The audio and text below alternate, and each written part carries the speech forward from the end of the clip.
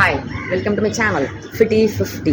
இன்றைக்கி நம்ம 4th day of series 8ல் இருக்கோம். இன்றைக்கி என்ன மூவை பற்றி தெரிஞ்சுக்க போகிறோம்னு கேட்டிங்கன்னா, கழுத்துக்கான அசைவுகளை தெரிஞ்சுக்க போகிறோம். Neck strengthening moves.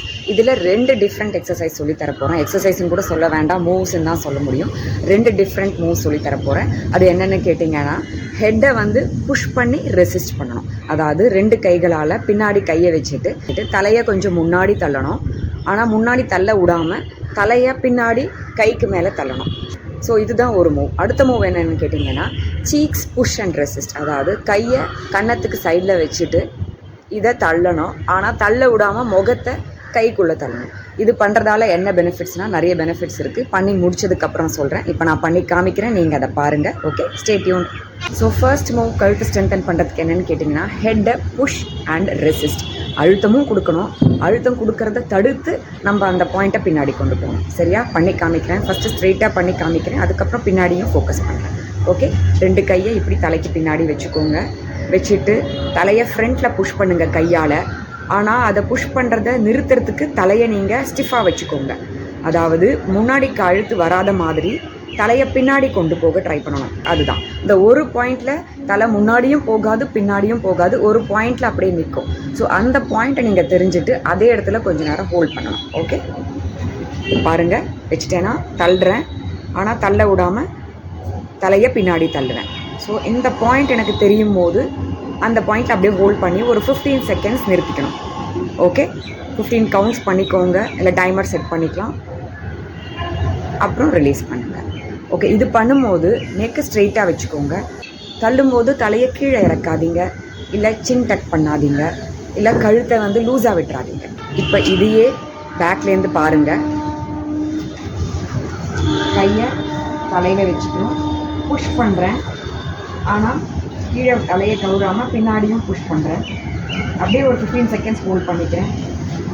ரெசிஸ்டன்ஸ் அந்த பாயிண்டில் நில்லுங்க.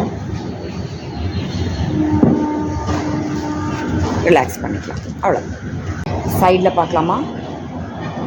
புஷ், பின்னாடி resist, hold 15 seconds,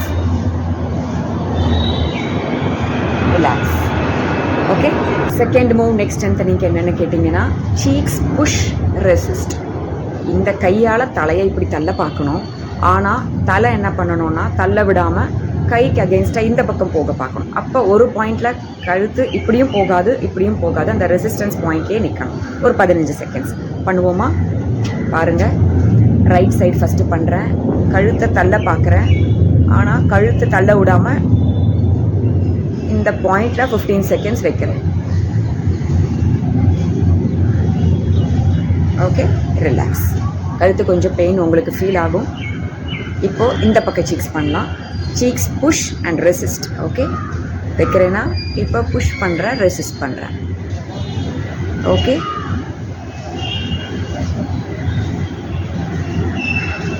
that's it.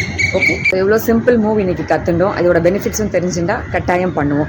என்ன பெனிஃபிட்ஸ் நெக்குன்னு கேட்டிங்கன்னா, நெக்குக்கு மட்டும் கிடையாது, இந்த அப்பர் பேக் ப்ளஸ் ஹெட் சர்க்குலேஷனுக்கு இது ரொம்ப இம்பார்ட்டண்ட் மூவ். அதாவது கழுத்தை நம்ம ப்ரொலாங்டாக வேலை பண்ணிகிட்டே இருக்கோம். ஒரு நாள் ஃபுல்லாக பார்த்தீங்கன்னா நின்று தான் வேலை பண்ணுறோம். கம்ப்யூட்டரில், டெஸ்கில் இந்த மாதிரி ஒர்க் பண்ணுறவங்க, மொபைலில் கண்டினியூஸாக ஒர்க் பண்ணுறவங்களுக்கெல்லாம் நெக் ஸ்டிஃப்னஸ், பெயின்லாம் வந்துடும் கொஞ்ச நாளில். ஸோ அதுலேருந்து ரிலாக்ஸ் பண்ணுறதுக்கு, நெக்கை நல்லா ரிலாக்ஸ் பண்ணி விடுறதுக்கு இந்த மூவ்ஸை நீங்கள் அப்பப்போ டைம் கிடைக்கும் போதெல்லாம் பண்ணிங்கன்னா கட்டாயம் பெயின்லேருந்தும் ரிலீஃப் இருக்கும். மசில்ஸ் நல்லா ரிலாக்ஸ் ஆகிறது உங்களுக்கே ஃபீல் பண்ணுவீங்க. நல்லா இங்கெல்லாம் சர்க்குலேஷன் என்ஹான்ஸ் பண்ண முடியும். அப்பர் பேக் மசில்ஸை ஸ்ட்ரென்தன் பண்ணுவோம். ஸோ இதனால் சீக்கிரமாக இந்த இடம் உங்களுக்கு சோர்வு இல்லாமல் இருக்கும். ஆனால் கழுத்து ப்ராப்ளம் ஆல்ரெடி இருக்கவங்க, காலர் போடுறவங்க, நெக்கில் ஏதோ இன்ஜூரி இருக்கவங்க, உங்களோட டாக்டர் ஆர் ஃபிசியோதெரபிஸ்டோட அட்வைஸ் இல்லாமல் இந்த மூவ்ஸை ட்ரை பண்ண வேண்டாம். Normal healthy individual, normal healthy adults இதை பண்ணலாம். ஓகே, ஸோ இந்த மூவை நீங்கள் இன்றைக்கெல்லாம் பழகி பாருங்கள். நாளைக்கு நான் 5th டே ஃபுல் பாடி சீரீஸோடு உங்களை வந்து பார்க்குறேன். அது வரைக்கும் stay tune to my channel fifty 50. Bye.